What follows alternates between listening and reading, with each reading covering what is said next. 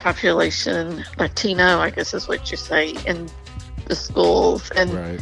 if you're bilingual, Yeah. you already have the upper hand. I Right. mean, that's fantastic. Just speaking a because different language. Yes. because you speak a different language, and you're living in a state where, you know, be able to speak Spanish is a fantastic, Yes. gift. I wish I could speak Spanish. Yeah. I could go do so much with that. Well, it's interesting you say that. Just that statement that you made. If I could speak Spanish, I'd do so much with it. Because there's people that do nothing with it. Right.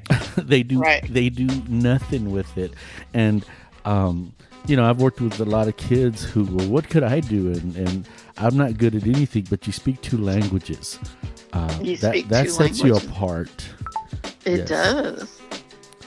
And then when it comes to the pickings, I mean, if you're a counselor and you only speak one language, Yes. then you've limited who you can serve. And I mean, for you, there's such a need, Right. in that you could serve, the Spanish speaking population and Yes. the English speaking, which is great. And it makes it that much easier to learn a third language if you so chose. Exactly. And one thing that I learned is that, working with people from other countries Yes. and their Spanish is different. And Yeah. having to learn, how to speak the King Dialect. Spanish. Yeah. And learn dialects. I mean, you start realizing that, wow, even though you know that language, have you mastered it? Right. So it's been challenging, and I've been working and asking questions. You find yourself, when you're in a mixed group, with people from other countries, that, wow, our languages can get us in trouble because Oh, the meanings yes. change. Yes. But it's also There's challenging, nuances. because the Yeah. vocabulary, you get a bigger vocabulary. So and I guess if you're wondering, well, how do I move forward, how do I go to the next level? I mean, let's say you're trying to work on playing the guitar or learning a language. Well, you have to immerse yourself in that. Hang out with people who play guitars. Yes. Hang out with people who speak other languages. Immerse yourself in that culture.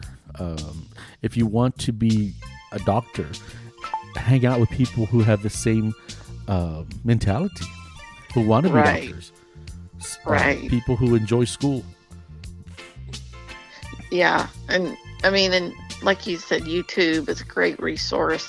There's so much on there Yes. for just jump starting that, Yeah. getting ideas. And YouTube, I mean, also has so many free books like that you can listen to. Yes. And that's fantastic as well. I mean, whether it's fiction or nonfiction or, medical, whatever. I mean, those are great resources. Yes. And stay positive.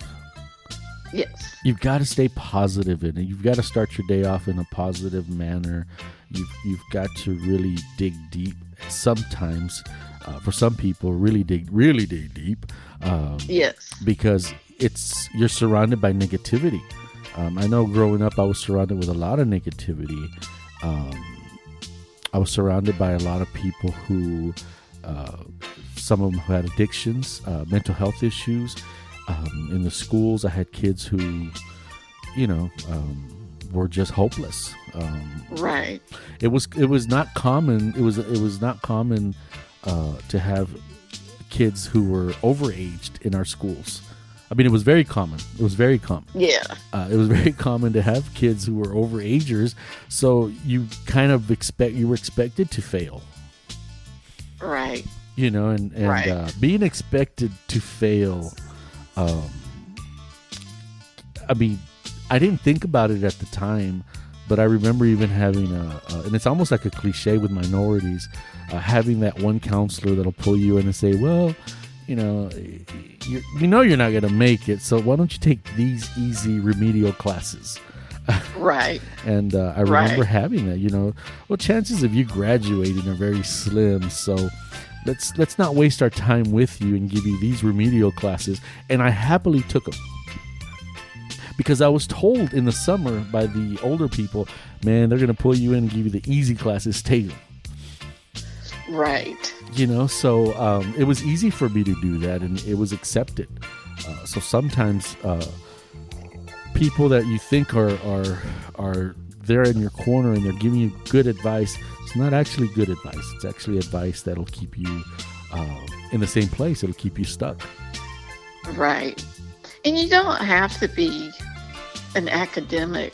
I just wish people understood that, because I always have struggled with math and science, and sure, I feel like the dumbest person in the room. I can't help my husband, my daughter with her homework. And, yes. Even in the 5th grade. Right. Oh, 5th grade math. Yikes. But yes.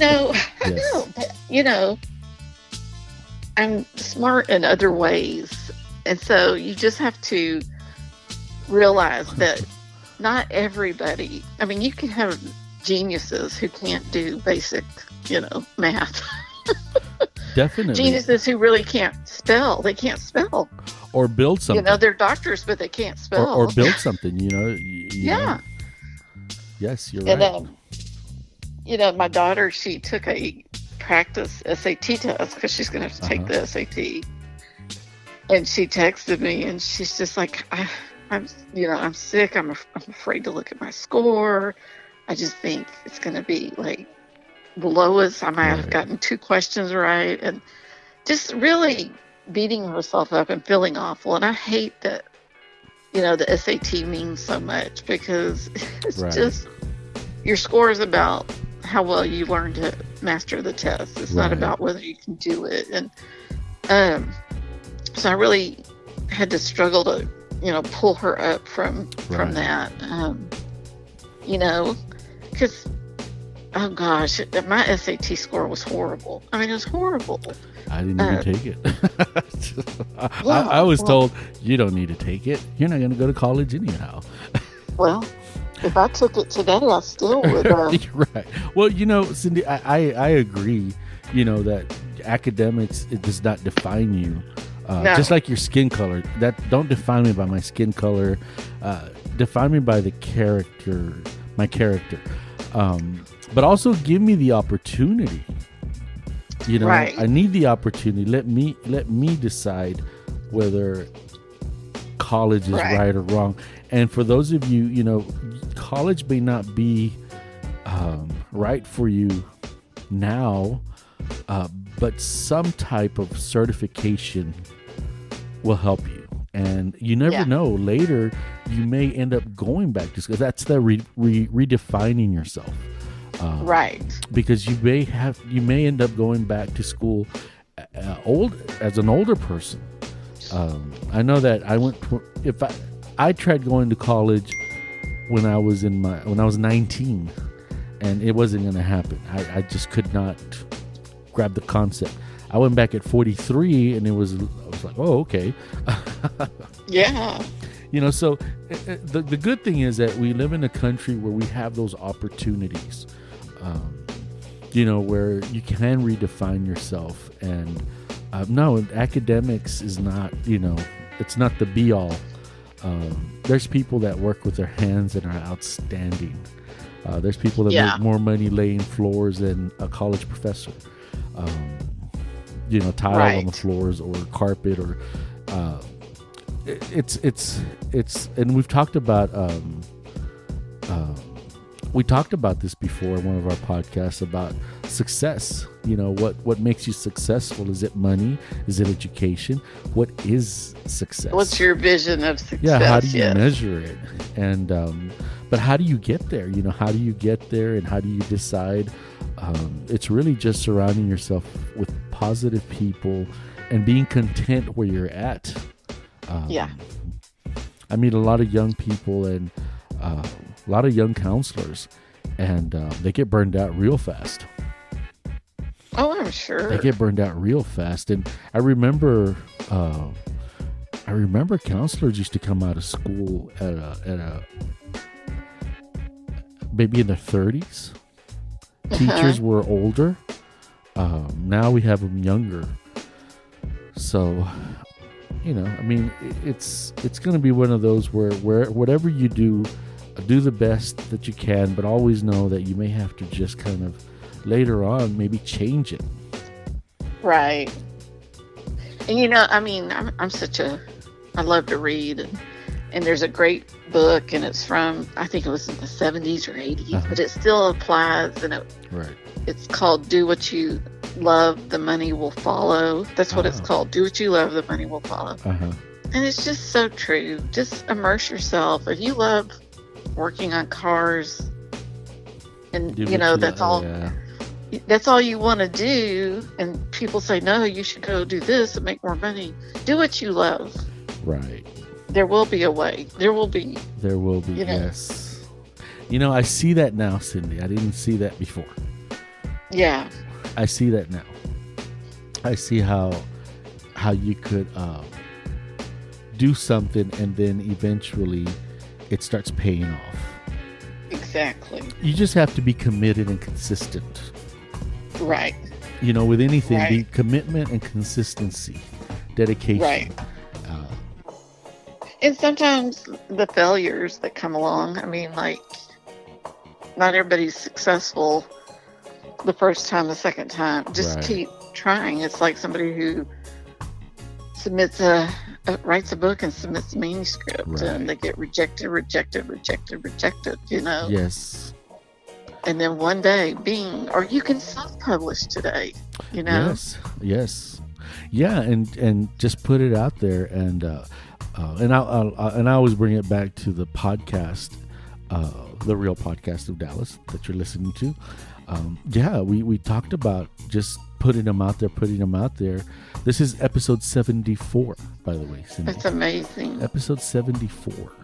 And I in the back of my mind, I always had, by the time we get to 100, we're going to see the fruit of what we've done here. Oh, yeah. Because I know that with these podcasts, you have to record and just keep them going. And the more you do that, and I find that every time we record a new one, we get new listeners from somewhere in the world. I know. I thought it was, interesting. You always talk about somebody's listening in Dubai or wherever, India.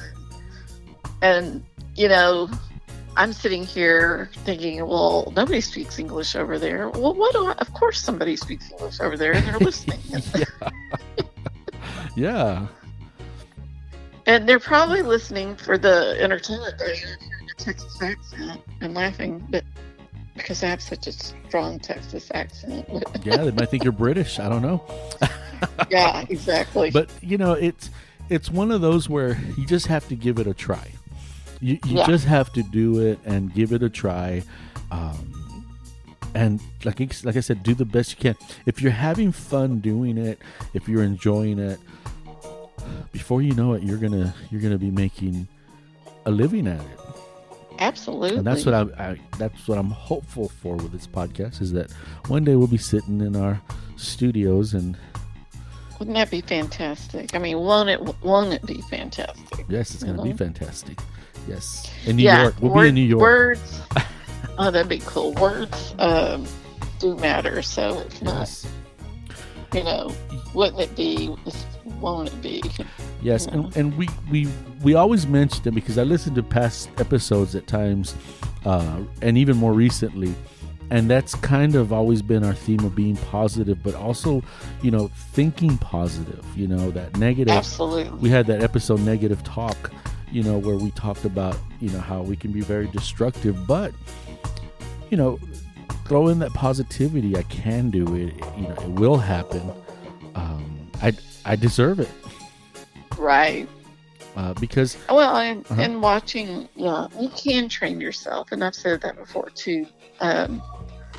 Change your thoughts to, redirect your thoughts. Yes. Because we need that redirect until one day you stop having all those negative thoughts and, that voice